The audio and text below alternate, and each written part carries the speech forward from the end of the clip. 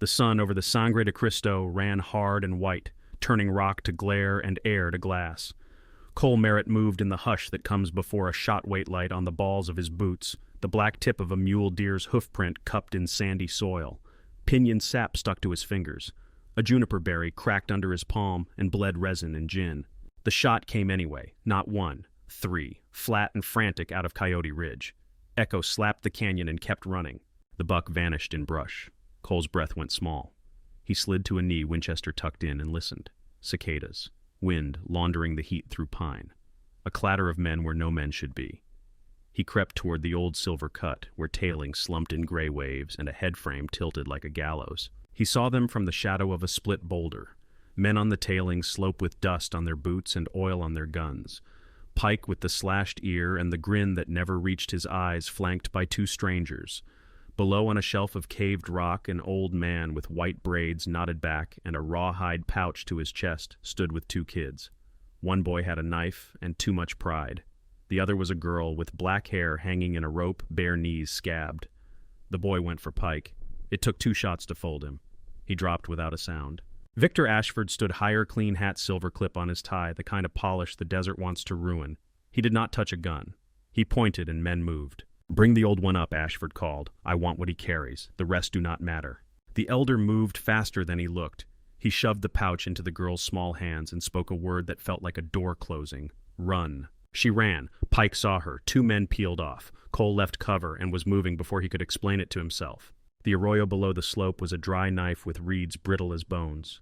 The girl stumbled near a lava tube mouth no wider than a man's chest. Cole lifted a hand to his lips, palm down. Quiet. Her eyes were too large in a too small face. He pointed to the crack of shadow.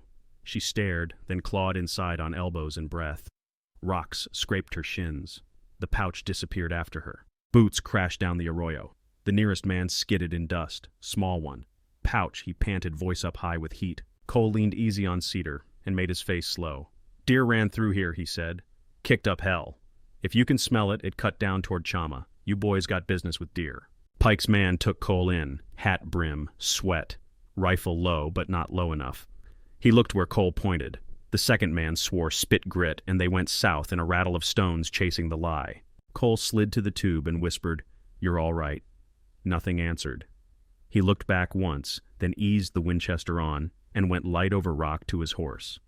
He kept to the shade of scrubby oak until the old line shack lifted out of sun 3 miles from the ridge, a box of boards the color of ash with a stovepipe that leaked black. Inside the shack, the air was hot bread and old coffee. He set her on the bunk. Her ankle had swollen inside a cheap shoe. She watched him without blinking, one hand stamped on the pouch like a seal. He said, "I'm Cole." He boiled water. He tore a shirt into a bandage. She didn't flinch when his fingers touched her skin. He bound the ankle and felt the thrum of pulse against his knuckles. "Name," he said. "Naya," she said, Grey Wolf shaped in her mouth like something older than the room. "Hungry." He set jerky into a tin, poured water-stirred cornmeal with a spoon burned black. She ate carefully. He noticed the way she held the spoon as if she had been taught to be quiet with food. He saw the pouch up close when she shifted, stone rim peeking from worn leather, a disc carved fine along the edge. When lantern light slid across it, a thin blue took, not shine, a breath. He asked nothing. He had too many questions. The knock at the door came soft and patterned. 3, pause 3.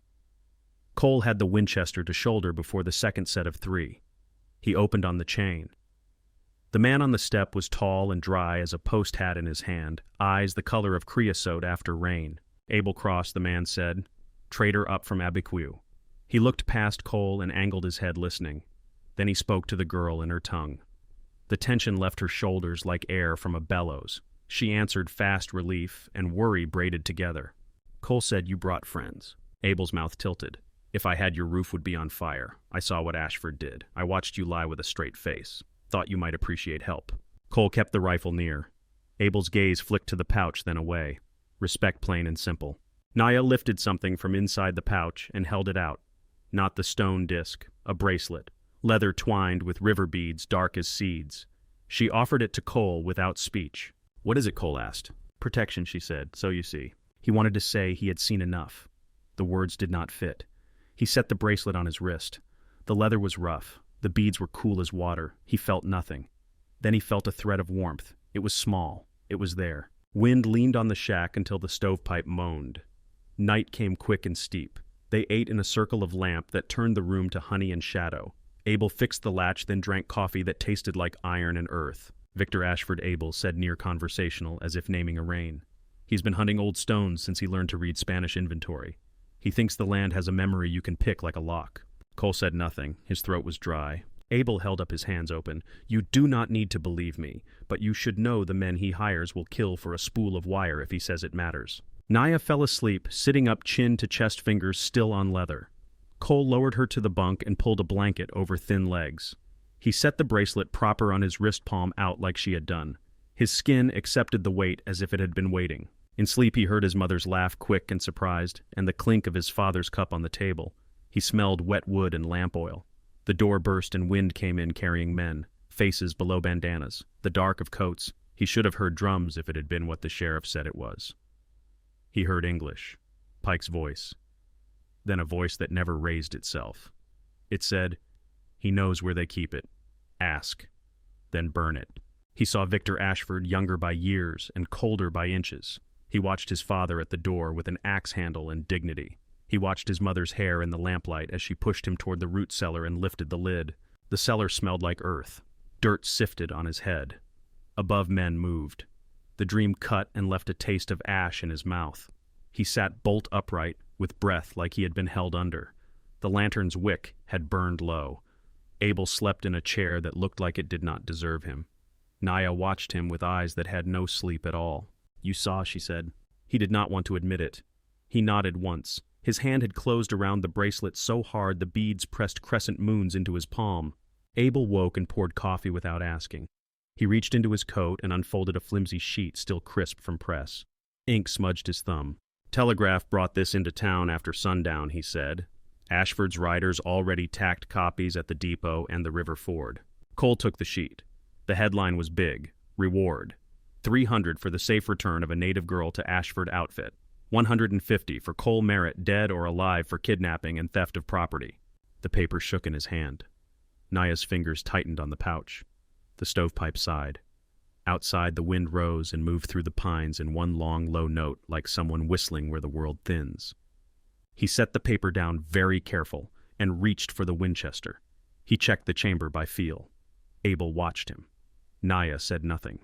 The bracelet on Cole's wrist warmed again, beads ticking once against bone like a clock starting. The paper lay on the table like something that could bite. Cole folded it once and slid it under the coffee tin. The bracelet warmed against his wrist as if agreeing with what he already knew. "We cannot stay," Abel said. "The ridge will be crawling by daylight." Cole nodded. "Saddle. Take water.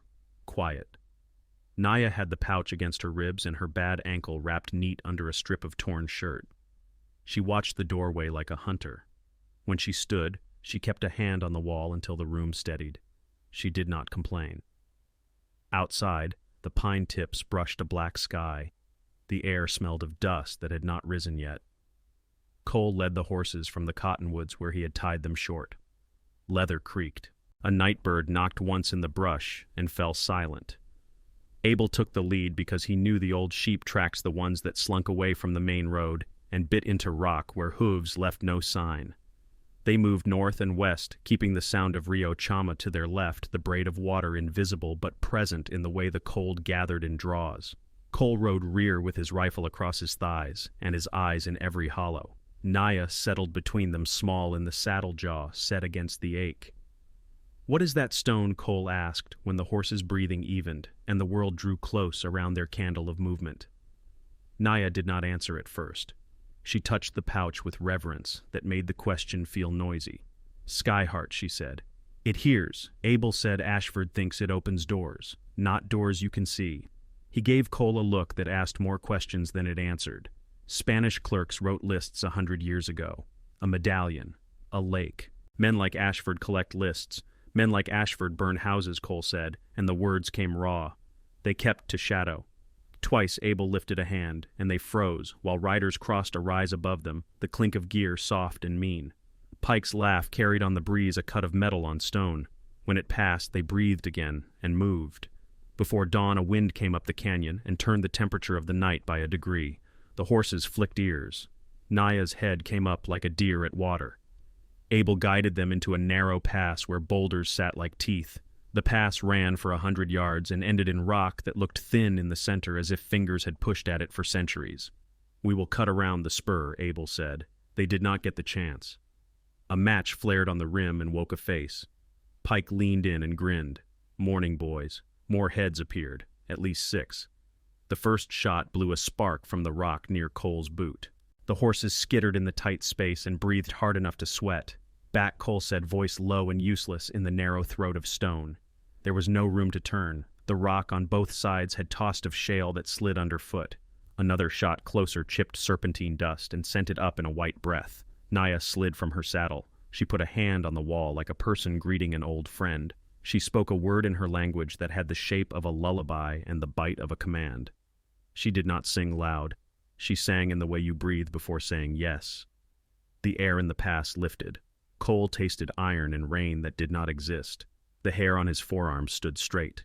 Dust rose from where there had been no dust. It boiled out of seams and from under stones fine as flour and angry. It took the light and turned it wrong. Men on the rim swore and ducked. A hat flew. A shot went wild and sparked on nothing. Abel pointed with 2 fingers at a black seam behind a stunted juniper. "There," he said. Cole handed Naya back into the saddle, then shoved at the seam with both palms. The seam moved a breath, then more. The slab gave with a sound like a sigh and swung just enough that a small horse could wedge through. They pushed one mount, then another, leather scraping, rock iron clicking. Inside it was cold and smelled of flint and mouse. The dust storm outside pressed at the crack and wove itself into a curtain. Pike fired again and cursed when Rock bit him back. "They are in there," he called. "Take the other side."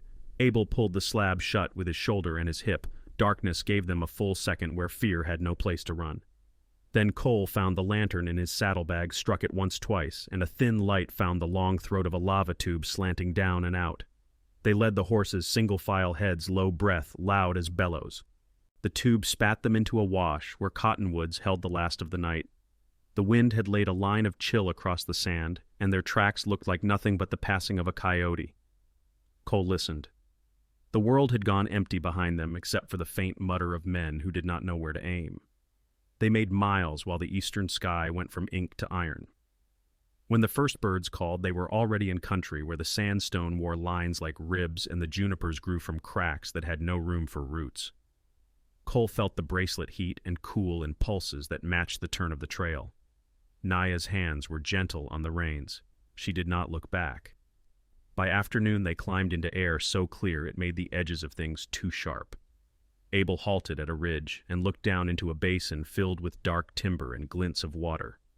He pointed to a notch above the trees where 2 pillars of rock leaned toward each other like knees. That way. They came down quiet.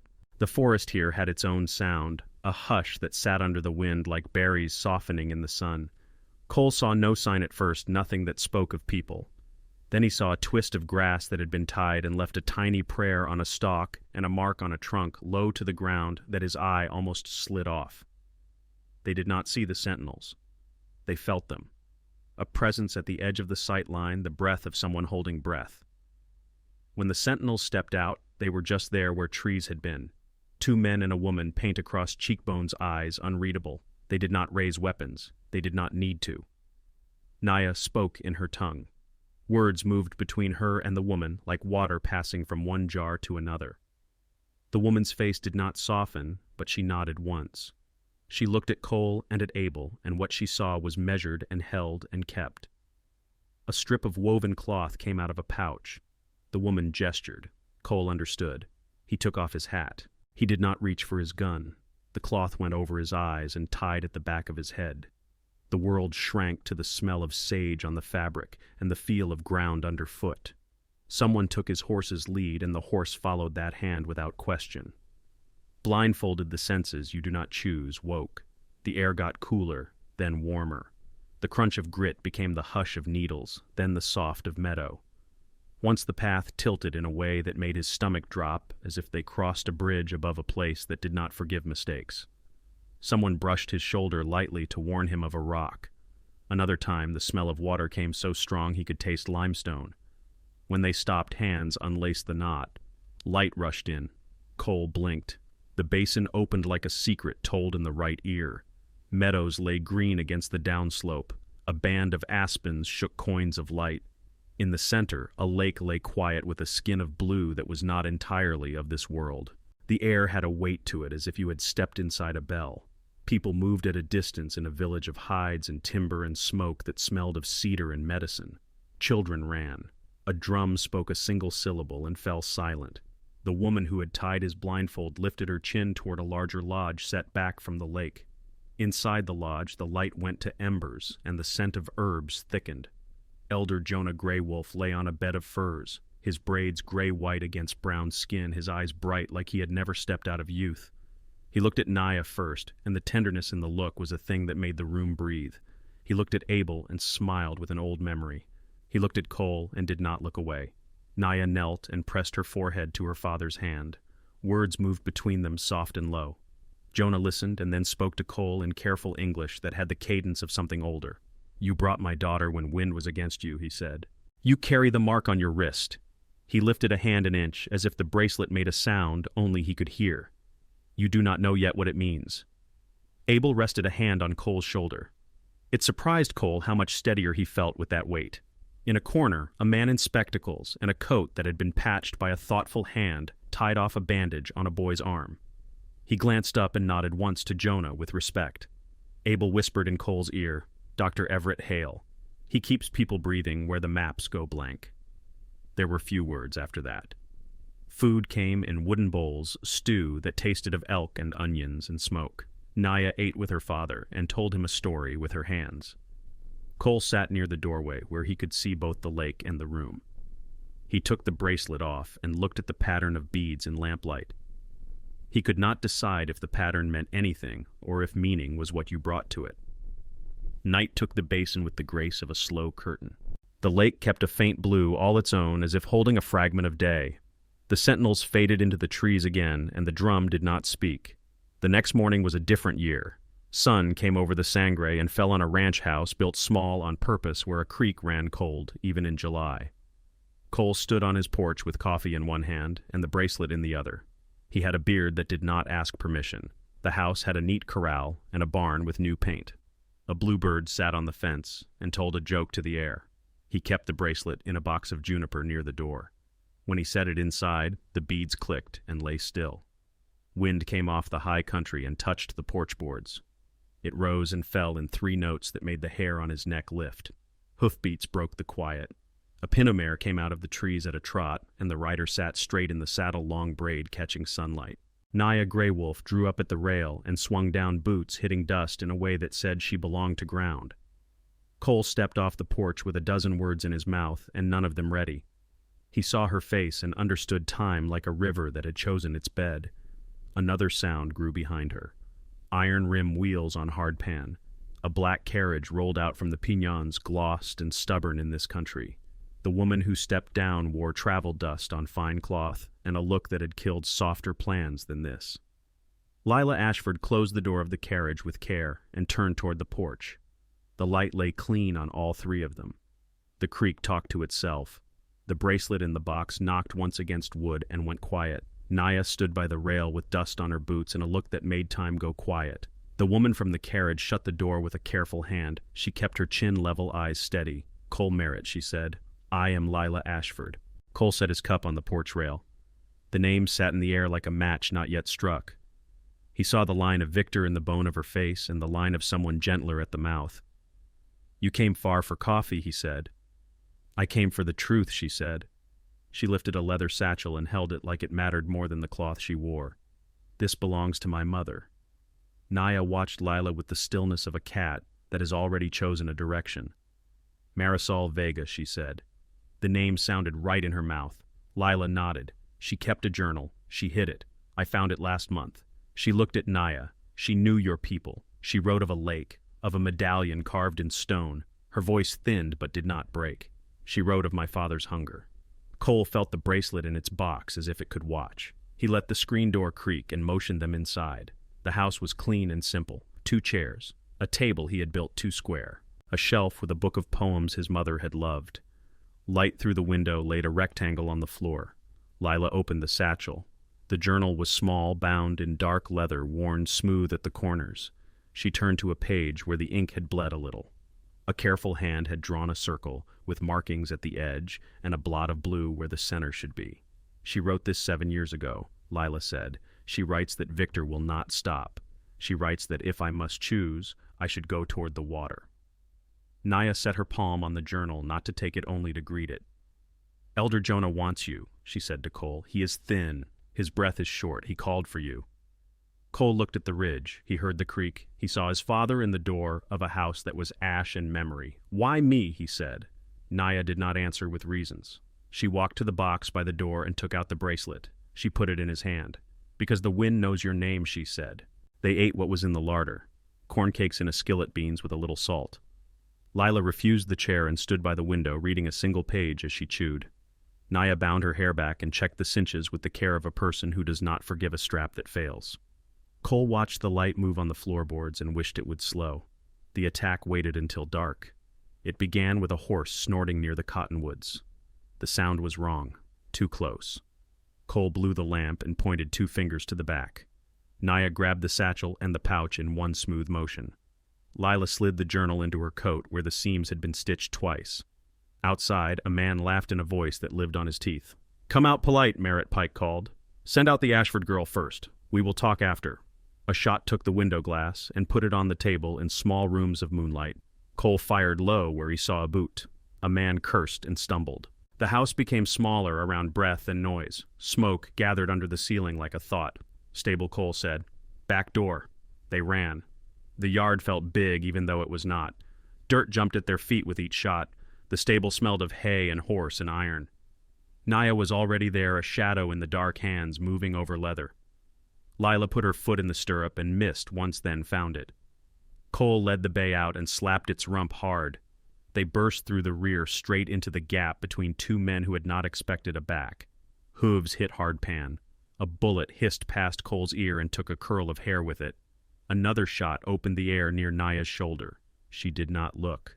She leaned forward and spoke low into her mare's neck. The mare listened. They ran until the house became a darker square and the men behind became voices instead of shapes. They turned into trees and let the branches take what they wanted from their shirts. The horses found a line that had been there longer than fences. The creek kept them honest. A figure detached from a piñon and rode alongside Naya like he had no need to say his name. Jack's lone bear gave Cole a hard look and a nod. He was taller than memory, the boy gone from him, the purpose settled in its place. I have been at your fence since noon, he said to Naya without apology. Ashford hung men near the road this morning. They asked too many questions. Is the way clear? Naya asked. For a while, he said. The doctor waits near El Rito. They reached a draw where a line shack had fallen into itself and made a windbreak. A small fire burned low, hidden in a ring of rock. Dr. Everett Hale poured coffee from a blackened pot. His spectacles had a new scratch. His coat had a new patch. Evening, he said softly, as if greeting a church. I heard guns. You made it between them. Lila stepped into the light, and Hale's eyes shifted. He saw the face and saw the history that face carried, and he set his cup down before his hand could betray him. You have your mother's look, he said. Lila nodded once. So I am told. No one talked about how close the bullets had come. Naya pulled the skyheart from the pouch and held it where the fire could not lie to it. The stone woke a blue under her fingers. It was a color you felt on your tongue. Cool metal, clean water. It pulsed once then, twice. Cole felt the bracelet heat at the same beat as if it answered to the same clock. Northwest, Naya said. Through red rock. Not the valley gate people use. Jax laughed without humor. The western cut. Few know it. Fewer find it sober. They set out before dawn. Hale doused the coals with coffee grounds and dirt and made a mess of the ash the way careful men do when they do not want to be followed by noses. The first miles were easy. The second were not. Red stone rose in shelves. The angle of the sun found their eyes. The wind came from the wrong direction and said nothing useful. By mid-morning they rode under a wall that had been carved by water that left long before any of them could name it. Naya slowed and stared at a stain that was not of rain. A smear of brown-black darkened a pale ledge. Jack swung down and touched it with a knuckle. The smear cracked and flaked. blood, he said, 2 days old, maybe 1. Cole knelt by a patch of sand and drew a finger over a groove he did not want to see. Wheels, he said, narrow and heavy. Hale squinted into the sun and shaded his eyes with a palm. Field pieces, he said, small ones. They break them down and carry them in and swear at them every step. They kept on. The west notch of Echo Basin showed itself in a trick of light, a place where 2 slabs leaned and left a corridor just wide enough for a man with a pack. The sentinels here had left signs in ways that did not invite strangers. Feathers braided in sage. Stones stacked 3 deep where a path split. A red hand on a rock where the trail narrowed to a place where you walked sideways. Inside the notch the air cooled. Sound changed. Their footfalls came back to them in a way that made them quieter without trying. A canyon opened with walls painted by people who had seen a different sky and left their speech on stone. Figures with hands raised. Animals with legs like paragraphs. A row of circles, 3 filled and 1 empty. Lila traced the air by a panel where 3 human shapes stood together before a long oval that might have been a lake. Above them a shadow loomed, neither man nor animal. Pigment had bled down from its edge like rain. "What do they say?" she asked. Naya watched the wall as if it could speak back. "They say the land remembers," she said. "They say 3 walk in together." The lodge at the lake had been lifted since Cole last stood under its poles. It smelled of sage and willow and cedar in a way that went through your clothes. Elder Jonah lay with his chest rising in small measures. His eyes opened when Naya came, and light moved in them with relief that made her mouth soften. He spoke to her first, and his voice was inside him, still strong enough to cross to her without leaning. She answered, and her hands made small motions in the air as if laying threads and tying them. He looked to Hale, and they shared a glance that contained memory and old trenches. Then he looked at Lila, and the look held welcome and warning together. "You carry your mother's face," he said. "You also carry the shadow of your father's will. You are both." Lila stood straight as a post. "I know," she said. Elder Jonah finally let his eyes come to Cole. They rested there as if they had reached a place they had meant to be. "You and the girl and the daughter," he said. 3. The old words say so. The water has waited. He lifted a hand and Cole moved closer so the old man would not have to lift it far. "You wear the river beads," Jonah said. "You have walked on this ground without seeing all of it. You can learn." Cole looked at the bracelet. He felt the small marks it had left in his palm when he had clenched his fist in a dream. He thought of the house that was gone and of the lake outside that held a color the sky had borrowed. "What are you asking?" he said. "To stand with her," Jonah said, looking to Naya. "To keep what needs keeping. Not as a thief, not as a visitor. As a guard who knows 2 ways of naming a thing and does not break either name." He did not raise his voice. He did not need to. Hale watched from the edge and said nothing. Jack stood near the door and watched the lake jaw tight, breath slow. Lila had the journal open to a page where a line of words curved like a river. Naya did not touch Cole. She did not have to. He felt her next to him like heat from a small fire on a cold morning. "It is not a crown," she said. "It is a door you hold open with your hands." Cole nodded. "Once." The word in his chest fit and did not scrape. Outside, a boy ran past the lodge and called to someone with a voice pitched high by alarm. The drum spoke 3 times fast. From the notch where they had entered, a low rumble rolled through the earth metal on stone wheels on a trail that had not been built for wheels. The lake held its blue. The wind came off the water and pressed the lodge skin flat for a breath. The rumble grew teeth. Men shouted where the notch narrowed. Metal rasped on rock. The drum struck twice, a warning that reached the water and came back thin. Elder Jonah breathed shallow and kept his eyes on Naya. "Go to the lake," he said. "Take the stone. Morning stands at the door." Naya lifted the pouch and tied it against her chest. She looked to Cole. He did not need words. They left the lodge together, and the air outside felt charged like a field right before lightning commits. Jax took a spear and a carbine and moved at a run toward the west approach. "I will meet them," he said. He looked at Lila and then at her jacket where the journal made a square. "Walk where I walk." Dr. Hale checked his satchel and fell in with Lila and Jax. He had no rifle. He had a surgeon's calm and a jaw that showed his anger in the hollow where others do not look. Cole and Naya reached the shore. Whisper Lake lay flat and present blue, holding steady even as clouds began to gather along the ridge like a brow. They pushed a canoe into the water. The skin creaked against the ribs. Naya settled in the bow. Cole knelt in the stern and worked the paddle the way Hale had taught him years back. The canoe slid out, and the shore fell behind like a thought that would return later. The water was cold near the surface, cold in a way that carried a message. On the far side of the basin, voices rose and broke. Jack stepped into the open outside the notch with the white cloth held high on a broken limb. The white was not a promise. It was a test. Men behind the cannon horses checked their bridles and spit. Pike ground a boot heel into a rut, eyes always smiling while the rest of him did not. Victor Ashford rode up on a bay too fine for this trail. Dust did not want to cling to him. He sat the saddle like a courtroom. He gave the white cloth a glance and then looked past it into the basin as if it belonged to him already. "Miss Ashford," he said when he saw his daughter. "Get in the carriage." "There is no carriage," Lila said. "This is not your yard." He measured her in one slow sweep. He did not find what he expected. He gave Dr. Hale a shorter look filled with old grudges. He ignored Jack's until Jack's made it impossible. "You bring artillery to talk," Hale said. "You will not enter with those." Victor smiled without showing teeth. "I enter with what I please." He raised a hand and Pike's men began to unpin the trail guns. Wheels rattled. Iron took rock and made a shriek that made teeth hurt. The notch seemed to shrink as metal moved through it inch by inch. The horses fought the pull. One slipped and scrambled back with eyes wide enough to show white.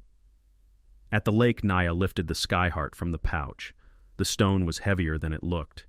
Carving along its rim had been polished by generations of hands. She held it over the water and closed her eyes. Cole heard nothing for a breath. Then he heard a word he did not know, syllables shaped to fit air the way a key fits a lock. Her voice was low. It did not ask. It spoke. Cole put his left hand over the water beside hers. He felt the bracelet warm, as if the lake itself had breath. He let his own voice find the line. He did not speak at first. He listened for the cadence under her words. When his own sounds came, they walked with hers without stepping on heels. Blue moved in the stone, not from light falling on it, from light rising through it. The surface of the lake had been smooth. It stayed smooth. The color spilled into it anyway, and ran outward in circles that did not disturb the skin. The circles reached the shore and went under it. At the notch, the ground moved. It did not buck. It shifted the way a living thing shifts in sleep. The cannon nearest the mouth of the pass settled into the new angle. The barrel pointed at the sky. Pike barked, and men swarmed over iron to muscle it back. They got it almost true when the wheel on the right found a pocket in the rock and fell. The barrel dropped and struck stone with a noise that cracked bird nests loose from ledges. Victor's face did not change. He stared past the men and into Echo Basin again. He spoke as if the basin could hear him. "You cannot stand against the time that is coming," he said. "You were a novelty. You are now an obstacle." Lila took one step closer to him. She lowered her voice so it would carry to him and not to the men who needed orders to think. "I read Mother's book," she said. "She stood between you and your own reflection. She did it for you. You broke that. I will not hand you a place that makes you think you are God." He flinched so little it might have been wind. The anger in him took a shape, and then he smoothed it. He lifted his pistol. Jack saw the lift. He moved. The shot cracked and hit Jax in the high chest. He staggered and kept his feet and did not make a sound. He put himself between Lila and her father and looked at Victor with eyes that held generations. He looked at Lila and gave her a look that was a gift. Hale caught Jax by the waist and pulled him back by Inch's hands, already seeking blood and finding it. The cloth on the white limb dropped and lay in dust like an answer that did not make it in time. At the shore, an elder woman began to beat a small drum with the side of her hand. Others joined with voices that did not sound like singing until you realized they had always been there under other sounds. Cole and Naya kept their hands steady over the stone and the water. Their voices found each other as if they had found each other before. The wind out of the west made a line across grass. The line met the first pines and passed through them and made the trees speak. It hit the notch and curled into the stone like smoke. The ground under the wheels of the second cannon softened like a wet hide and then firmed again as the wheel sank to the hub. Pike shouted at men who had already stopped listening. One threw a coil of rope and missed. Another tried to lift and heard his back tell him no. Someone swore at the rock and the rock did not care. A horse reared and fell, and the rider took a hoof to the forehead and slept in daylight with his eyes open. Victor fired again.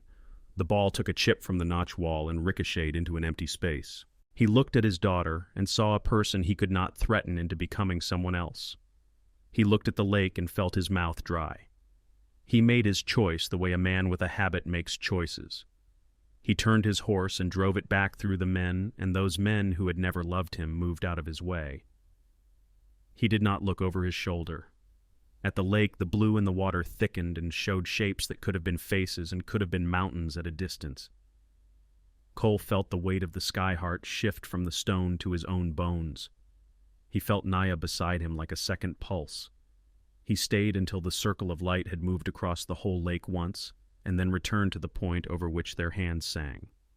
Naya spoke a final word that had an end in it. Silence laid itself over the basin. The blue in the water faded from more to less, and then to something that would only be seen if you knew it was there. The wind eased and the drum stopped on a beat that did not need another. They paddled to shore. Cole's knees told him he had been still too long, and he did not argue with them. Naya stepped out and set the sky-heart back against her chest and tied the thong with a knot that had seen use. They found Hale with Jax on a blanket in the shade of a rock. The wound was messy but not mortal if hands stayed steady, and the body did what bodies sometimes do. Hale had already cleaned it in a way that made Jax curse in a whisper. "You will have a wider scar than your last one," Hale said. "You will tell a better story." Jax gave him a look that meant both gratitude and a promise to argue later. Lila stood near and did not look at her father's dust line. She took Jax's hand. He tried to make light and failed. His fingers gripped back anyway. At the lodge, Elder Jonah did not lie down. He sat with help and watched the doorway. When Naya came in, he smiled so little you might have missed it. He looked at Cole and saw what he needed to see. He reached for their hands. He placed them together over the pouch and then left his own on top. His skin was warm and thin. He closed his eyes and spoke in his own tongue and then in English. "You keep the door," he said. "You do not let it close on either side." His hand grew lighter. His chest rose and fell and then stayed. Naya did not move for a long time. Then she exhaled a breath she had been holding for years and set her forehead to his hand one last time. Women came and made a quiet circuit. Men stood outside and looked at the ground because there are not many places to look at times like this. Hale stood in the doorway and took off his hat. Lila put the journal away and buttoned her coat and did not trust her mouth. Cole took the bracelet from his wrist and set it on the floor near the pouch for a minute, as if to let the two things speak to each other. Then he put it back on. The beads felt different, not heavier, but more certain in their place. Outside the basin held the hush that follows work. The men at the notch had fled without a plan because no plan fits when the earth refuses you. The cannon sat like animals that had died in a place they should never have entered. A single raven landed on a wheel and tilted its head, and then lifted again. Naya stepped out of the lodge, and the people made room without moving far. She stood where everyone could see her, and she did not lift her arms or choose a grand word. She said her father's name. She said what he had been. She said the lake would be kept. She said that anyone who tried to enter with fire would be met with ground. The drum answered her once, and then twice, and then once again. Wind came off the water and carried the sound to the notch and let it slip through to no one. Cole walked to the shore and stood with the lake at his side. He did not feel proud. He felt placed. He did not have a name for it that sounded right. He did not chase one. He listened to the small sounds that live under big ones. A braid of water on stone.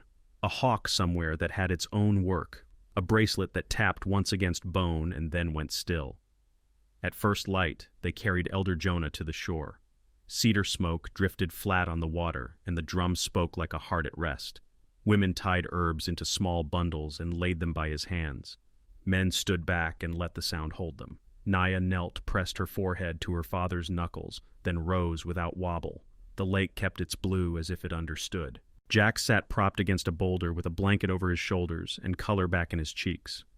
Dr. Hale checked the bandage, tightened a knot, and listened to the lungs. Jax winced and let out air through his teeth, then nodded once, as if the pain had asked a fair price. Lila knelt beside him and poured water into a tin cup. Their fingers touched. Jax glanced at her coat where the square of the journal showed, then looked away in a way that said more than a speech. Mid-morning riders showed at the rim. Marshal Denton came with 2 deputies and a mule that did not like the trail gun wreckage. He took in the cannons, the gouged rock, the wet marks where the wheels had sunk and stayed. He removed his hat at the lodge door and stood long enough to learn what silence meant here. Then he sat with Hale and Lila and listened like a man who knows a bad story when he hears one. Statements, Denton said quietly. Names where you can give them. Lila spoke in a level tone, only once asking for a line in the journal. She described the parley, the shot, the retreat. Hale added his observations measured and clean. Denton chewed a pencil and wrote slow the way a careful hand writes when the words will go under a stamp. He folded the paper and tucked it in his vest. There is a wire at Chamita, he said. I will send it. Warrant goes broad. Investors will hear before the ink dries. Hale walked him to the notch. Denton paused by the nearest gun, set his hand on the iron, and shook his head. He will run, he said. He has always run from blame. Then the land can take the rest of the chase, Hale said. The marshal looked back at the basin and nodded as if he agreed with something he did not have the authority to say. By afternoon, the village shifted from crisis to work. The wreck was dragged to the rim and scattered into a shape that did not invite return. Tracks were brushed out where they mattered and left clear where the marshal would want them. Jax took a handful of boys and showed them where to stand at dusk so they could see without being seen. He taught signals small and sharp, a hand at the chin, a palm flipped twice. He moved like a man who had decided to stay in one piece. Lila stood with Naya by the water. Wind picked the edge of her skirt and set it against her legs. Mother wrote that law is a door if you know which hinge to oil, she said. I can sit in rooms where your names are said without your voices in them. She closed the journal, tied the strap, and slipped it under her arm. I will carry the talk you do not want to carry. Naya did not thank her. She looked at the lake and then at Lila and set her palm lightly on Lila's shoulder, a gesture that read as a welcome and a charge. Come back at new moon, she said. There is a song you should hear. Abel Cross arrived near sundown with dust in his hatband and fresh ink on his fingers. He handed Cole a folded sheet from the telegraph office. Denton's words stared up in block type. Warrant issued. Charges named. Investors noted in the small print. Abel's smile was tired and real. He is light on friends, he said, heavy on enemies who used to be partners. That will be enough, Cole said. They buried Elder Jonah at the edge of the aspen stand, where morning would reach him first. Stones were stacked with care. Naya spoke his name, the names of his parents, and the name he had carried in ceremonies. People answered in a wave. The sound went out into the trees and came back softer like water returning to itself. When the last of the stones were set, Naya and Cole walked the basin's line. They crossed creeks by rocks that knew their feet and stepped through grass that kept their ankles wet. Cole pointed out a coyote's drag in the sand and a place where elk had climbed a slope too steep for cattle. Naya showed him a pile of stones that looked like nothing and meant everything, a marker for a path that vanished unless you knew how to see it. They did not talk about titles. They did not say guardian out loud. The words sat in the space between them and did not need polish. At the training ground by the timberline, Jax worked a small group through positions with patience that had teeth. Cole joined them and laid a branch in dust to show wind and sign. He had a voice that could make boys listen without making them small. Naya watched, then called the group to stillness and laid a line of song over their breath that held attention without stealing it. Faces turned toward her the way faces turn toward fire when the night cools. Evening took the basin in slow bands. The aspens changed their talk. Smoke rose in threads from cook fires. Coyotes lit their first notes. Lila sat at a plank table near the lodge and wrote by lamplight, the journal open for reference, a clean sheet under her hand. Hale packed instruments with the calm of a man who will unpack them soon. Abel cleaned a coffee pot with a handful of sand and a grimace. Cole and Naya went to the lake. The skyheart hung at Naya's chest and caught a thin stripe of blue from the water. Cole lifted his wrist and the bracelet clicked once against bone. They stood without words and watched the skin of the lake take the sky. The wind came no faster than a breath and moved through the pines in 3 notes. The basin listened and the sound stayed. Thank you so much for listening to today's story. If this story resonated with you or made you reflect, I'd love to hear your thoughts, so feel free to share them in the comments below. And don't forget to subscribe and hit the notification bell so you won't miss the next story.